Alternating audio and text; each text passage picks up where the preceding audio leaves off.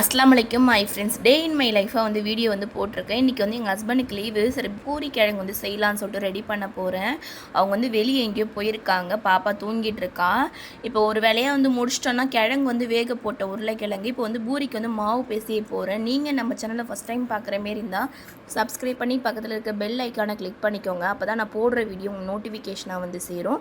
உங்கள் ஃப்ரெண்ட்ஸுக்கும் video share பண்ணி விட்டு பாருங்கள். நிறைய பேர் வீடியோ பார்க்குறீங்க, சப்ஸ்கிரைப் பண்ணாமே வீடியோ பார்த்துட்ருக்கீங்க.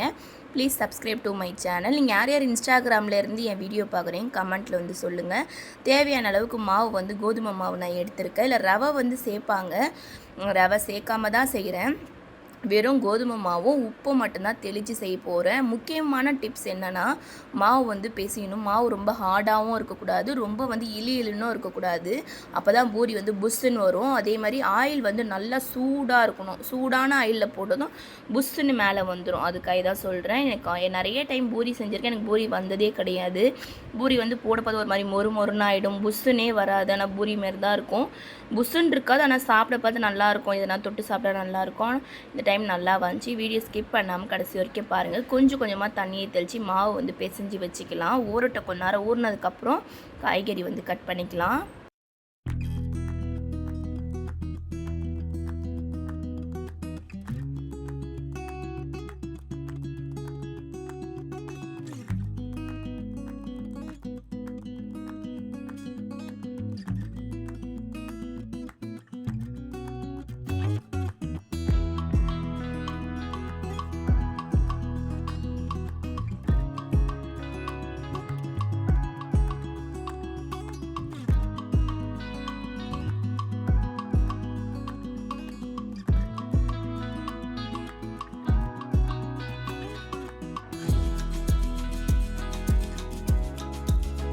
ஃபஸ்ட்டு மாவு வந்து பிசைஞ்சு வச்சாச்சு இல்லையா. இப்போ காய்கறி கட் பண்ணுறதுக்கு வெஜிடபிள் கட்டரை வந்து கழுவிக்கிட்டேன். கத்தியும் கழுவியாச்சு. எல்லாத்தையும் கழுவிட்டு செய்கிறது நல்லது. எங்கள் வீட்டில் நிறைய பள்ளிலாம் இருக்குது, அதான் கொஞ்சம் பயமாக இருக்குது. பாப்பாலாம் இருக்கிறனால கொஞ்சம் பயமாக இருக்குது. எதனால் இதில் விழுந்துருமோன்னு பயமாக இருக்குது. முட்டை ஓடு இருக்குது பார்த்தீங்களா, ஒருத்தவங்க கமெண்டில் கேட்டிருந்தாங்க அது எப்படி வைக்கிறதுன்னு சொல்லிட்டு. முட்டை யூஸ் பண்ணிட்டு அந்த ஓடு இருக்குது பார்த்தீங்களா, அந்த ஓடை வந்து ரெண்டாகவும் வைக்கலாம். நீங்கள் முழுசாக முட்டையை யூஸ் பண்ணிட்டு அந்த நடுவில் மட்டும் ஓட்டை போட்டு எடுப்பாங்க இல்லையா முட்டையை, அந்தமாரி பொரிச்சிட்டு முட்டையோட கழுவலாம் கூடாது. அப்படியே வந்து எந்தெந்த மூலையில் வந்து பள்ளி ஓடுது வருதோ அந்த இடத்துல நீங்கள் வைங்க. ரெகுலராக வச்சுட்டு வந்தாலே பள்ளி வந்து வராது. நாங்கள் வச்சுட்டு தான் இருக்கோம். இருந்தாலும் கொஞ்சம் கொஞ்சம் வந்து சின்ன சின்ன பள்ளிலாம் இருக்குது. பெரிய பள்ளிலாம் வந்து 2 பள்ளி வந்து வெளியில் எங்கேயும் மேயுது போல். எப்போயாச்சும் பார்த்தா எடுத்து போட்டுருவோம். இந்த ஸ்மெல்லுக்கு வராதுன்னு சொல்லுவாங்க. அதுக்காக தான் டிப்ஸ் வந்து ட்ரை பண்ணி பாருங்கள்.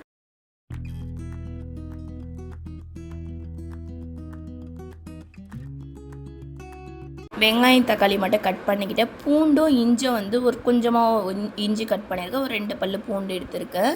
இஞ்சி பூண்டாகவும் சேர்க்கலாம், இந்த மாதிரி தட்டிட்டும் சேர்க்கலாம். உருளைக்கிழங்கு நல்லா வெந்துருச்சு. என்கிட்ட குக்கர் 2 குக்கர் இருக்குது, ஆனால் விசில் தான் இல்லை. விசில் வந்து 2-3 விசில் இருந்துச்சு. அதை அப்பயே வந்து போட்டுட்டோம். அந்த மேலே இருக்க கேப் மட்டும் எங்கேயும் மிஸ் ஆகிடுச்சு போல், அதனால் அப்படியே போட்டுட்டேன். விசில் வந்து வாங்கணும், அதனால் எல்லாமே கடாயில் போட்டு வேக வைக்கிறதா இருக்குது. ரொம்ப டைம் ஆகுது. 1/2 hour ஆச்சு இது வேகிறதுக்கு. உருளைக்கிழங்கு வேகிறதுக்கு அடுப்பில் வச்சு வேக வச்சேன். கேஸ்லேயே தான் வேகிறதுக்கு லேட் ஆகிடுச்சு போல். அதுக்கப்புறம் அந்த தோல்லாம் எடுத்துகிட்டு அதை வந்து நல்லா வந்து மேஷ் பண்ணிக்கலாம். நல்லா வந்து நசுக்கிக்கோங்க.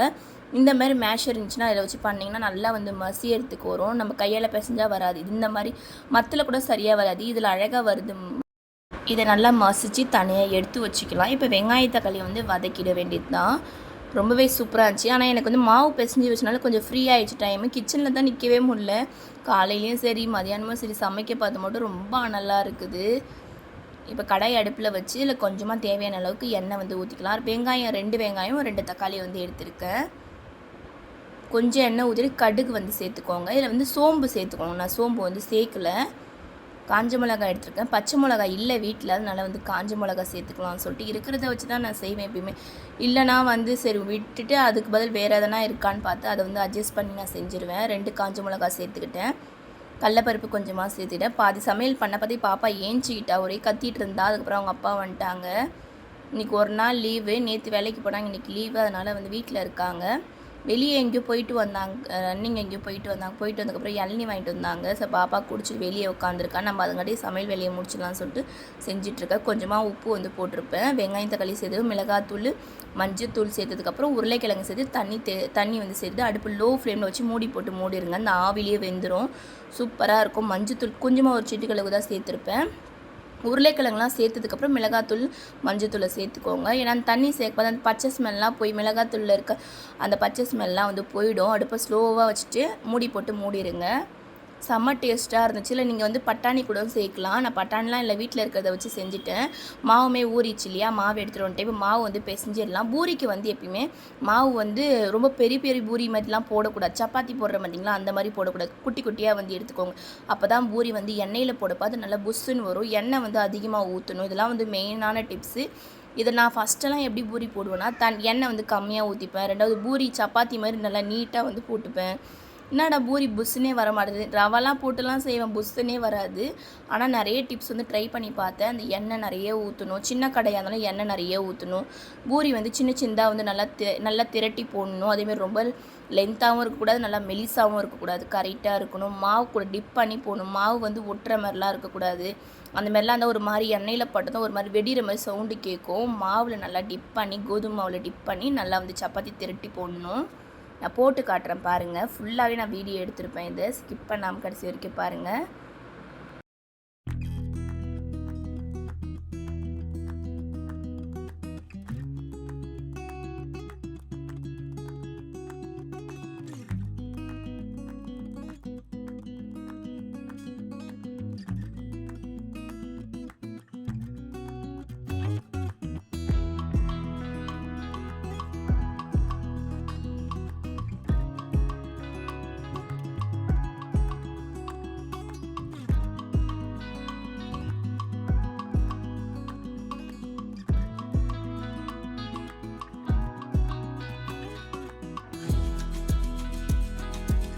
என்னதான் இருந்தாலும் எனக்கு இந்த சப்பாத்தி பூரிலாம் வந்து வந்துடும், சூப்பராக போட்டுருவேன். ஆனால் எனக்கு இந்த பரோட்டா மட்டும் சுடவே தெரியாது.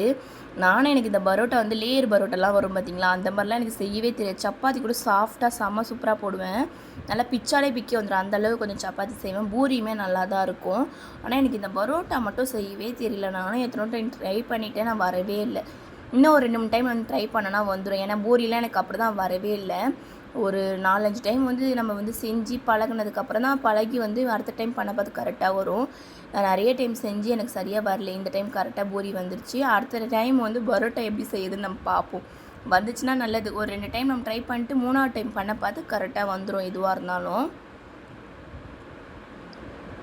அப்படியே வந்து ஒரு பரோட்டா ஒரு பூரியாக வந்து போட்டு எடுத்துகிட்ருக்கேன்.